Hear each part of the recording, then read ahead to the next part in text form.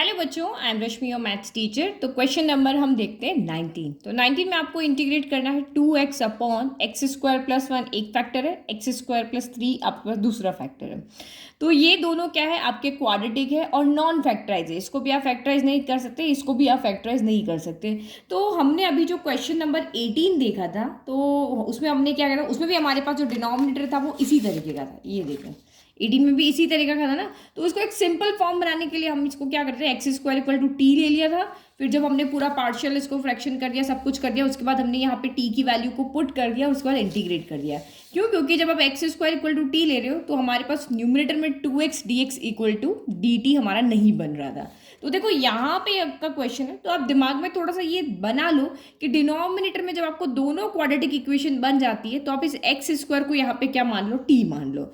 अगर उसका डिफरेंशिएशन ऊपर मौजूद है तो आप मेथड सब्स्टिट्यूशन लगा के कर लो, और अगर नहीं मौजूद है तो बाद में जब आप सिंपल सॉल्व कर लेते हो तो टी की वैल्यू वापस पुट करके और तब आप उसको इंटीग्रेट करो, तब आपका क्वेश्चन क्या हो जाएगा, थोड़ा ईजी फॉर्म हो जाएगा। तो आप 18 एंड 19 के साथ में इंपॉर्टेंट लगा लो, क्योंकि हमें इसको थोड़ा अच्छा प्रैक्टिस करने की जरूरत पड़ेगी, क्योंकि एग्जाम में अगर क्वेश्चन आता है तो कोई कंफ्यूजन यहाँ पे नहीं रहेगा।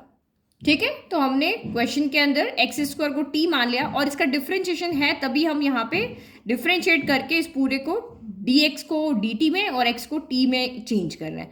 तो x square equal to t है, तो 2x dx इक्वल टू कितना हो जाएगा, आपका dt हो जाएगा। ठीक है, तो अब यहाँ पे क्या करेंगे, ताकि तभी हम इसको सिंपल इंटीग्रेशन में चेंज कर पाएंगे। अब डिनोमिनेटर को क्यों हम एक सिंगल यानी एक क्वाड्रेटिक इक्वेशन को लीनियर में क्यों चेंज कर रहे हैं वो भी मैं आपको आगे बताऊंगी।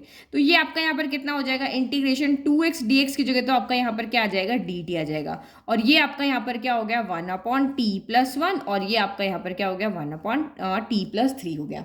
अब ये तो आपको इजीली सॉल्व करना था। इसको आप पार्शियल इंटीग्रेशन से पार्शियल फ्रैक्शन करके ए बी की फॉर्म में लिख करके इजीली सॉल्व कर पाओगे, जबकि इसको नहीं सॉल्व कर पाते। इसको अगर हम यहाँ पे लिखते तो a/x² + 1 नहीं लिख सकते थे, हमें ax+b लिखना पड़ता है, क्योंकि अगर नीचे क्वाड्रेटिक है तो ऊपर लीनियर इक्वेशन होती है।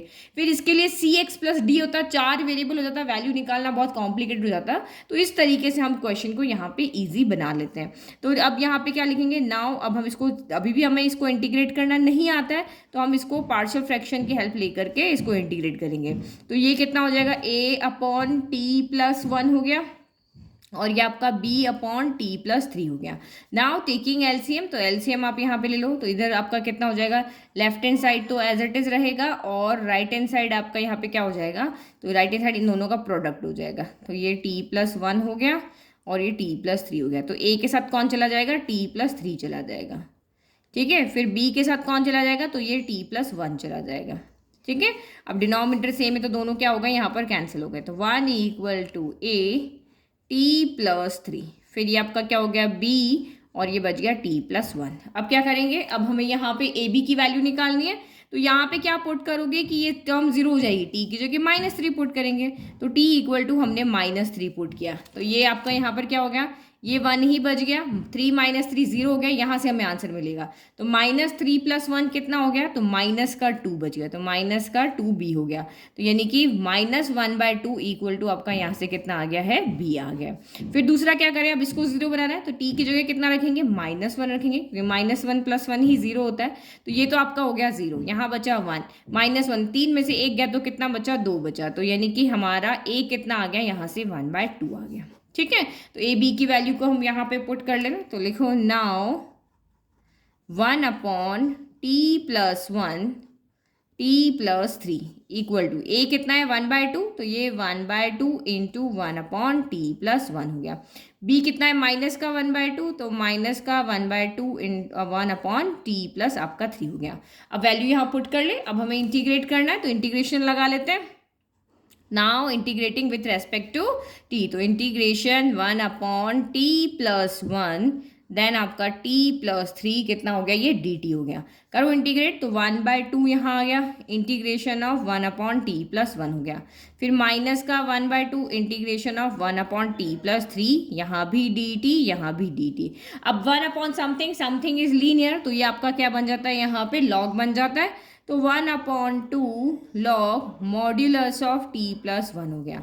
फिर -1/2 यहाँ पे भी क्या हो जाएगा, log modulus of T plus 3 हो गया, और ये आपका प्लस सी आ गया। तो यहाँ तक कर लिया, ये भी आपका आंसर राइट है। नहीं तो आप 1/2 यहाँ से कॉमन ले लो, कितना बचा, log modulus of T plus 1 बचा, फिर minus log modulus of T plus आपका 3 हो गया, ठीक है, प्लस सी हो गया।